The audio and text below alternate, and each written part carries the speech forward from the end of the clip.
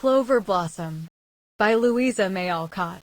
In a quiet, pleasant meadow, beneath a summer sky, where green old trees their branches waved, and winds went singing by, where a little brook went rippling, so musically low, and passing clouds cast shadows on the waving grass below, where low, sweet notes of brooding birds stole out on the fragrant air, and golden sunlight shone undimmed on almost fresh and fair.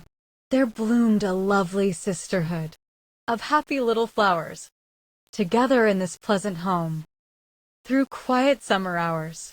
No rude hand came to gather them, no chilling winds to blight. Warm sunbeams smiled on them by day, and soft dews fell at night. So here, along the brookside, beneath the green old trees, the flowers dwelt among their friends, the sunbeams and the breeze. One morning, as the flowers awoke, fragrant and fresh and fair, a little worm came creeping by, and begged a shelter there. "Ah, pity and love me," sighed the worm. "I am lonely, poor, and weak. A little spot for a resting place, dear flowers, is all I seek. I am not fair, and have dwelled unloved by butterfly, bird, and bee. They little knew that in this dark form lay the beauty they yet may see. Then let me lie in the deep green moss, and weave my little tomb, and sleep my long, unbroken sleep, till spring's first flowers come. Then will I come in a fairer dress, and your gentle care repay, by the grateful love of the humble worm. Kind flowers, oh let me stay." But the wild rose showed her little thorns, while her soft face glowed with pride. The violet hid beneath the drooping ferns, and the daisy turned aside. Little Houstonia scornfully laughed, as she danced on her slender stem, while the cowslip bent to the rippling waves, and whispered the tale to them. A blue-eyed grass looked down on the worm, as it silently turned away, and cried, "Thou wilt harm our delicate leaves, and therefore thou canst not stay." Then a sweet, soft voice called out from far, "Come hither, poor worm, to me. The sun lies warm in this quiet spot, and I'll share my home with thee." The wondering flowers looked up to see who had offered the worm a home. Tea was a clover-blossom whose fluttering leaves seemed beckoning him to come. It dwelt in a sunny little nook, where cool winds rustled by, and murmuring bees and butterflies came on the flower's breast to lie. Down through the leaves the sunlight stole, and seemed to linger there, as if it loved to brighten the home of one so sweet and fair.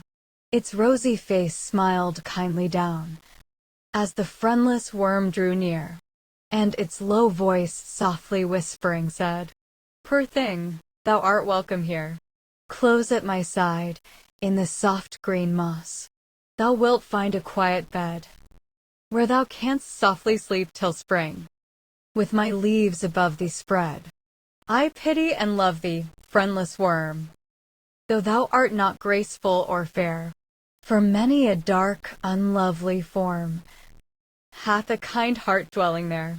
No more o'er the green and pleasant earth, lonely and poor, shalt thou roam, for a loving friend hast thou found in me, and rest in my little home." Then, deep in its quiet mossy bed, sheltered from sun and shower, the grateful worm spun its winter tomb in the shadow of the flower, and clover guarded well its rest, till autumn's leaves were sere, till all her sister flowers were gone, and her winter sleep drew near. Then her withered leaves were softly spread o'er the sleeping worm below, ere the faithful little flower lay beneath the winter snow. Spring came again, and the flowers rose from their quiet winter graves, and gaily danced on their slender stems, and sang with the rippling waves. Softly the warm winds kissed their cheeks, brightly the sunbeams fell, as, one by one, they came again, in their summer homes to dwell. And little Clover bloomed once more, rosy and sweet and fair, and patiently watched by the mossy bed, for the worm still slumbered there. Then her sister flowers scornfully cried, as they waved in the summer air. The ugly worm was friendless and poor. Little Clover, why shouldst thou care? Then watch no more, nor dwell alone, away from thy sister flowers. Come, dance and feast, and spend with us these pleasant summer hours. We pity thee, foolish little flower, to trust what the false worm said. He will not come in a fairer dress, for he lies in the green moss dead. But little Clover still watched on, alone in her sunny home. She did not doubt the poor worm's truth, and trusted he would come. At last the small cell opened wide, and a glittering butterfly, from out the moss on golden wings, soared up to the sunny sky. Then the wondering flowers cried aloud, Clover, thy watch was vain. He only sought a shelter here, and never will come again. And the unkind flowers danced for joy when they saw him thus depart. For the love of a beautiful butterfly is dear to a flower's heart. They feared he would stay in Clover's home, and her tender care repay. So they danced for joy when at last he rose, and silently flew away. Then little Clover bowed her head, while her soft tears fell like dew, for her gentle heart was grieved to find that her sister's words were true, and the insect she had watched so long, when helpless, poor, and lone, thankless for all her faithful care, on his golden wings had flown. But as she drooped in silent grief, she heard little Daisy cry, "Oh, sisters, look, I see him now, afar in the sunny sky. He is floating back from cloudland now, borne by the fragrant air. Spread wide your leaves, that he may choose the flower he deems most fair." Then the wild rose glowed with a deeper blush, as she proudly waved on her stem. The cowslip bent to the clear blue waves, and made her mirror of them. Little Houstonia merrily danced, and spread her white leaves wide, while Daisy whispered her joy and hope, as she stood by her gay friend's side. Violet peeped from the tall green ferns, and lifted her soft blue eye, to watch the glittering form that shone afar in the summer sky.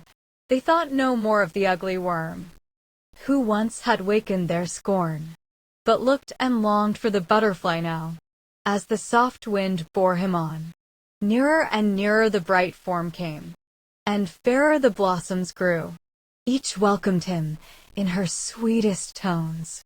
Each offered her honey and dew, but in vain did they beckon and smile and call, and wider their leaves unclose.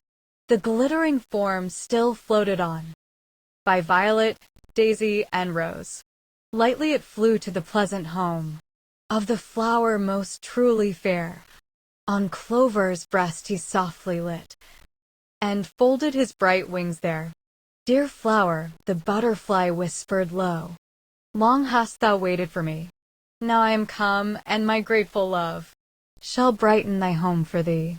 Thou hast loved and cared for me when alone, hast watched o'er me long and well, and now will I strive to show the thanks the poor worm could not tell. Sunbeam and breeze shall come to thee, and the coolest dews that fall. Whatever a flower can wish is thine, for thou art worthy all.